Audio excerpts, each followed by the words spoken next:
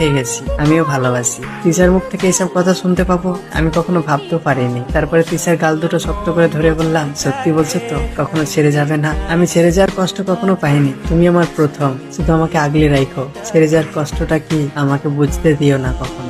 এইভাবে 4 বছর কেটে যায়। তিশার সঙ্গে আমার ভালো এখন সম্পর্ক।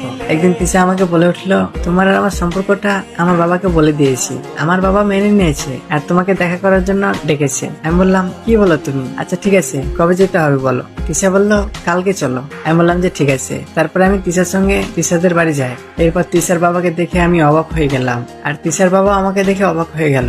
কারণ তিশার বাবা ছিল সেই ভদ্রলোক, যে ভদ্রলোকটা একটা রিক্সাওয়ালার সঙ্গে খারাপ ব্যবহার করেছিল। তিশার বাবা রেগে বলে উঠলো, তার মানে আমার মেয়ে তোর সঙ্গে সম্পর্ক করেছে? আমি বললাম, আমি জানতাম না যে এটা আপনার মেয়ে, আর আমি জানলে কখনোই আপনার মেয়ের সঙ্গে সম্পর্ক করতাম না। ঠিক আছে, বেশি কিছু তো হয়নি, আপনি চাইলেও আর আপনার মেয়েকে বিয়ে করবো না। তারপর তিশার বাবা বলে উঠলো, তুই ভাবলি কি করে আমি